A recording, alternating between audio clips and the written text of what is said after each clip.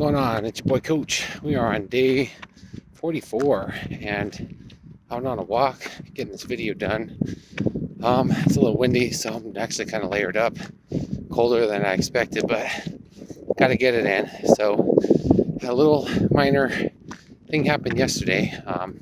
Tweaked my lower back doing some heavy deadlifts, which was kind of stupid, but at the same time, I just wanted to see how I was feeling before I kind of start really pushing and losing, because as you lose weight, for me anyways, I start losing strength. Something that motivates me is to generally just see how far I got before I start a cut. So overall, I've kept most of my strength, I think, and we'll just have to see as we get leaner, because that's the first thing that's going to change now.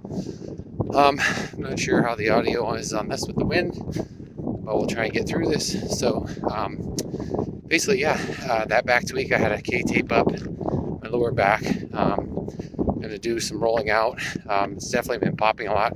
Kept me up last night. So it's an injury I've done before. It's nothing major. Probably be fine in a few days as long as I kind of nurse it. Wanted to jog today, but it's kind of not good, that impact. So I'm just going to let it rest.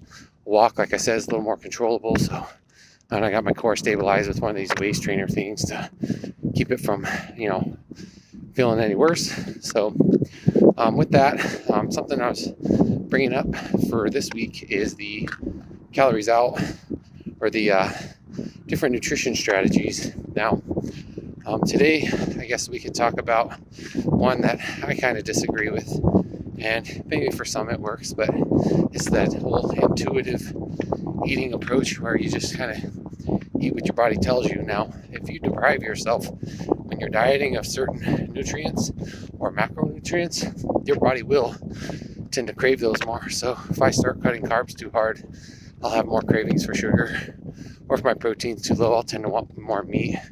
But other than that, I'm tracking it, and in those approaches, it just kind of, from my understanding, you just kind of eat what you want.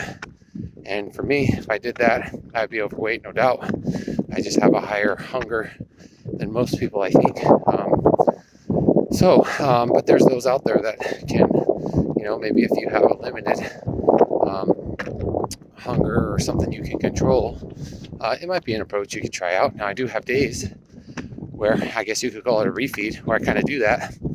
If I'm thinking of eating out, and I go get something, and I kind of like over the weekend, sure, indulge in it. But if you made that a lifestyle every day, just the calorie density of all these foods that are in our culture, it's a great way to add some extra pounds you don't want, just because there's so many calories. So anyway, let's kind of end there, and then get through this little walk here, and then hopefully we'll see you tomorrow with the next tip.